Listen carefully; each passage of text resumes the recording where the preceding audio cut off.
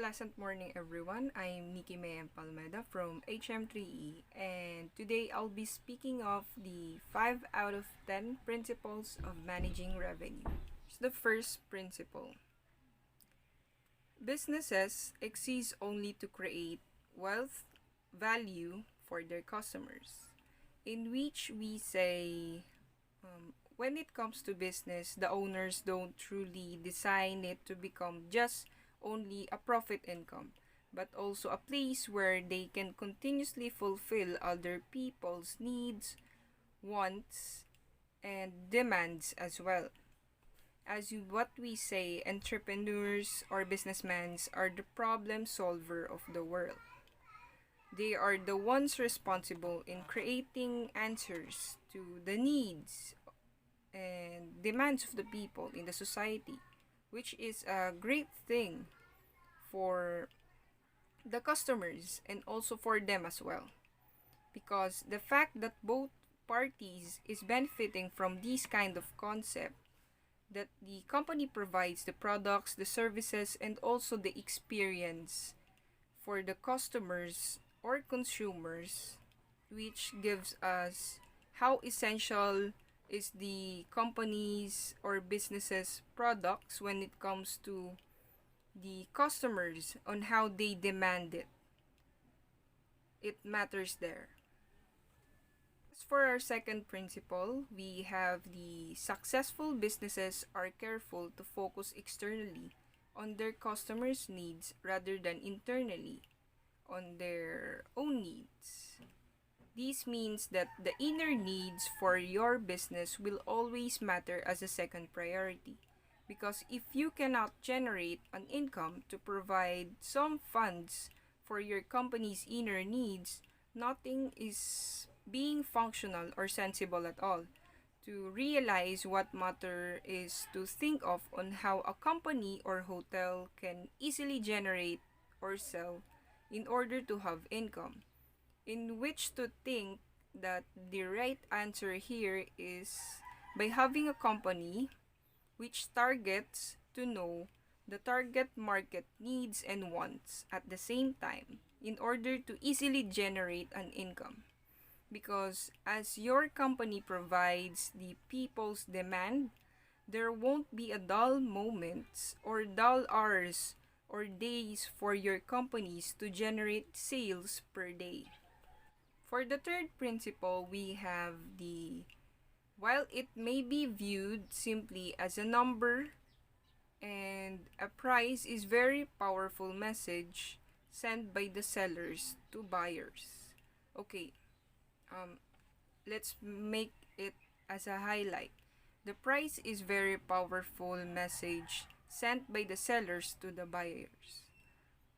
It is because when having a certain price in a certain product or service that a company offers, the market they also simply define their bracket of people or customers who can afford to purchase a certain product or services from their company. In which, if the price of company's product is very affordable, the people of the bracketed possible can buy that product is much more higher percentage. But what if the product is too pricey? The bracket of people percentage to bought your product will get lesser unless if the certain price of the product of your company offers is worthy with it comes to its quality, the probability of getting bigger sales for your products also widens. That, as we know nowadays, people always consider not only the price and the value as well. Here is the fourth principle. Strategic pricing is the application of data and insight to effectively match prices charged with buyers' perception of value and willingness to pay. When it comes to this, the strategic pricing, the insight of considering the buyer's perception of value and willingness to pay is being talked about. That when a company strategically makes a price of a certain product or services, the things that always considered is will be the consumers felt of the worth purchasing the product and its cost and quality as well, in which here when a company starts to think of what would be the things that also consumers consider when buying certain product, let's say we have the product itself, the quality of the product, and also what's in today is the main brand of the product. So these three are always considered by the buyers. One great example is when it comes to purchasing a shoes. For example, in the mall, there are two kinds of shoes which has the same feature, the same design, but different in price. The other one is cheaper, the other one is much more pricier. And here, their brands are also different. We have brand X and we have Adidas. So here, Adidas is much more pricier rather than the brand X. Let's conclude that the customers would buy the Adidas. It is because that the customers considered not the price but the name of the company brand and also the quality of it.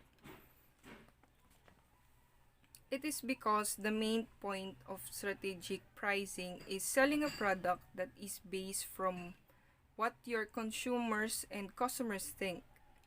It is like a mind gaming of people that gets to think that a certain product would cost too much because of its brand.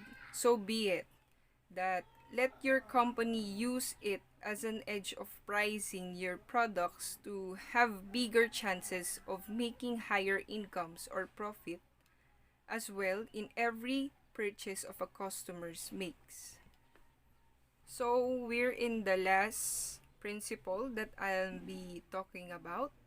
It is about the revenue managers are those individuals or teams directly responsible for optimizing business income and profits.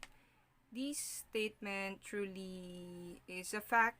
It is because the revenue managers are the ones who's making decisions on what strategy of selling the rooms would be going into a certain situation. That not every rooms that is being sold gets higher percentage of profit, and not all the time when the hotels are in a full house they earn bigger numbers of profit. That's why there are revenue managers, that these managers are responsible of analyzing the current situation of sales per operation and make a higher profit in the end of the day. That it would be depending on the strategy they're making and instructions to the front office department on how to sell the rooms. For example, a revenue manager is asking a front office attendant to upsell rooms, and he is asking to sold more suite rooms rather than the deluxe room. The agenda behind it is because when you sold a suite room, it has bigger profits rather than the deluxe room. Solding plenty of deluxe room would cause just minimal increase of profit rather than solding a suite room that even 3 or 4 suite rooms would really give a increasing profit for your hotel. That revenue managers things must be always logical that when it comes to room sellings, and they always considered not only the numbers of rooms sold but also the numbers of possibility of having increasing income or profit at every sale of rooms you make in a day. So that's it, guys, for today. Thank you very much for listening, and I hope I've answered those questions pretty well. Thank you very much.